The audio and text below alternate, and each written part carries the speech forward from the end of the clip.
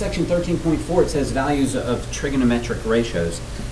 And, you know, just before I get started on this first example, I want to talk about the ratios for a moment. Let's talk about angle A. And let's say that this side is A and this side is B. Okay? Now, what I want you to understand is that if this side, and I don't know, I may be able to, no, I don't want to do that. Hang on a second. What I'd like to do is draw a line here. Okay?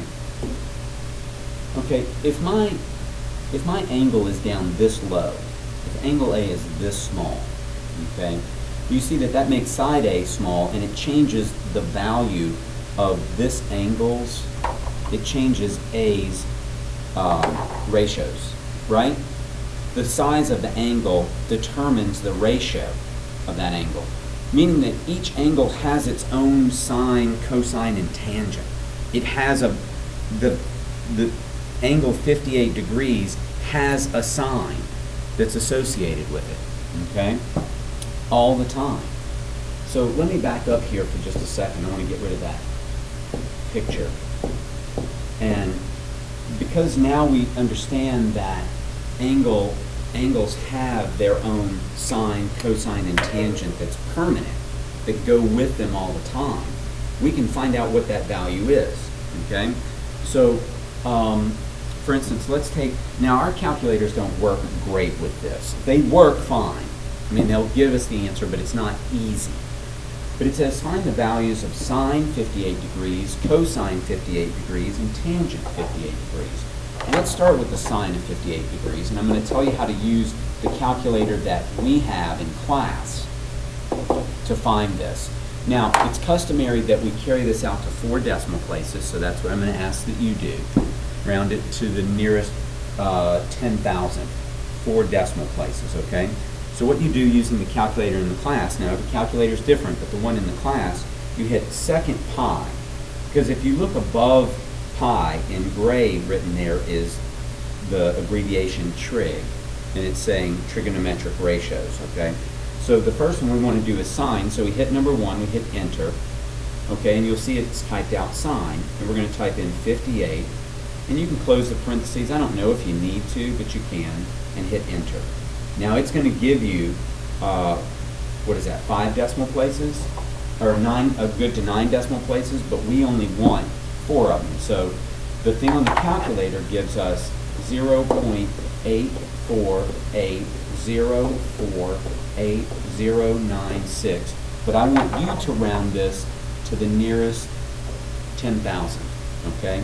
So I'm going to look at the 4, forget about the stuff behind it, and that gives me a value of 0.8408. Okay?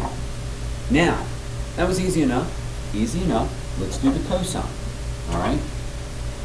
Cosine 58 degrees is equal to, again, type in second pi, that's the trig stuff, but go to 2 now for cosine and hit enter. And on the screen it's going to bring up cosine, and it's going to be blinking inside the parentheses there. You hit 58, all right, and hit enter, and it's going to give you this number, 0.529919264. But remember, we want to round to the nearest 10,000th, or 4 places. So we're going to look at that number, forget about what those are, don't care, okay? And that's not big enough for it to move up 1, so the cosine of 58 degrees is equal to 0.5299. Or you could say approximate for both of those since we rounded. Okay? And then the last one we're going to do for this first example is the tangent of 58 degrees. Okay? And we're going to type in again second trig, cursor down to tangent, hit enter, type in 58 degrees, hit enter, and it's going to give you 1.600334529. We're rounding to 4 places. I'm going to look at that number, forget about these others, and it's going to approximately be 1.6003. Okay? All right. Nice job. I want us to practice with that and using our calculators here in class because we're going to need to do it on our quiz. And then rounding to 4 places. That's customary for us to take trig ratios out to 4 decimal places. Okay? Let's look at example number 2 here. Okay? Now, example number 2 says find the measure of angle A to the nearest degree. Now what we're doing is we're going to take the sine value or the cosine value and we're going to have the calculator tell us what angle that is. Because remember, if every angle has its own particular sine, cosine, and tangent, then if I'm given that sine, cosine, or tangent, I can go back and it'll spit out the angle for me. Okay? So let's look at example number 2. It says find the cosine measure of angle A to the nearest degree, or find the measure of angle A to the nearest degree. Now in this first one they say that the cosine of A is equal to 0.5150. Okay? Now, we want to find the what's called the cosine inverse of A. Actually, I'm sorry. We want the cosine inverse of this value, 0.5150. We're saying invert this, take the value, and now give us the angle. All right? Now let me show you how to do it on the calculator. Hit second trig again. Now you don't see it on the screen, but just keep cursoring down, and you're going to see the first, number 4, it says sine inverse 1. We don't want that one, we want the cosine inverse.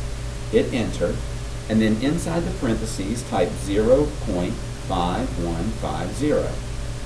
And then hit enter, and it's going to give you this, 59.00254501, but they said to the nearest degree, okay, and that's going to give us, because I'm not worried about that, 59 degrees. Angle A is 59 degrees. Okay? Now let's do the same thing for this one over here, this sine of angle A. Alright? I'm guessing angle A is the same for both of these, but let's see. I guess I'm expecting to get 59 degrees. Okay? So they give us sine A is equal to 0.8368. We want to find out what the sine inverse of A is, not of A. The sine inverse of 0.8368. So it'll spit out the angle for us, right? Okay, so let's type that in. Again, second trig, cursor down to 4, and you're going to see sine inverse, hit enter. Now type in 0.8368 and hit enter. Nope, it was a different angle. And that's going to give us angle A is approximately 57 degrees when I round it. It was 56.8 something. All right? Okay, good. So now we know how to find the sine, cosine, and tangent of an angle. We also know how to find out what the angle is given the sine, cosine, or tangent. Okay? Let's look at the next example. All right, it says if angle A is greater than angle B, then the cosine is something greater than, less than, or equal to cosine B. Okay? Well, let's just try one out. Let's say angle A is 60 degrees and angle B is 30 degrees. Okay? So let's find the cosine of 60. Second trig, cosine, enter, 60 degrees, enter, and I get 0.5. Okay? Now, do it again. Second trig, cosine, enter, 30, and hit enter, and I get 0.8660. So if A is bigger than B, then the cosine of A is less than the cosine of B. That's the way the values are inversely related. The bigger the angle, the smaller the cosine. Okay? The smaller the angle, the bigger the cosine. And you know what? Cosine and sine are always between 0 and 1. Okay? Cosine and sine always between 0 and 1. All right? Good. Let's look at the next example. Example number 4, it says if angle A is equal to 23 degrees, show that the sine of 2A, that means 2 times the measurement of angle A, so 46, is equal to 2 times the sine of A times the cosine of A. Oh my goodness. Okay, well let's just plug in and evaluate. Sine of 2 times 23 degrees is equal to 2 times the sine of 23 degrees times the cosine of 23 degrees. Okay, well let's see. The sine, this turns into the sine of 46 degrees. And that's supposed to be equal to 2 times, let's find out what the sine of 23 degrees is. Second trig, sine 23, enter. And I'm going to use the whole value because the more I round, the farther off I'm going to be, the less accurate I'm going to be. So this is going to be 0.390731128 times second trig cosine, enter, 23, enter, 0.920504853. Okay. Now let's see what I can simplify on this next row. So I can do the sine of 46, sine trig, or second trig, sine 46, enter, is 0.7193398. Okay, and then let me evaluate this other side. I can put on this calculator, or I can do the whole thing at one time. 2 times 0.3907311128 times 92050504853. Enter. And this is what I get. 0.719339799. 7193339. They rounded. So we got the same thing. We proved it, or we showed it, by just plugging in the values, that these two things they equal each other. I mean, this one rounded. Okay? And as you get farther along in trigonometry, which you will do after advanced algebra, so after your Algebra 2 class, when you start working more in advanced math in trigonometry, you'll find out why this is true. Okay? You may do some of that in Algebra 2 as well. But we can start that right now. No reason for you guys to wait. So, good job. Today we're just going to be spending time working with the values, the trig values of angles, and then given those trig values, going back to the angles. All right? Let's see if there's another example. Nope, that's it.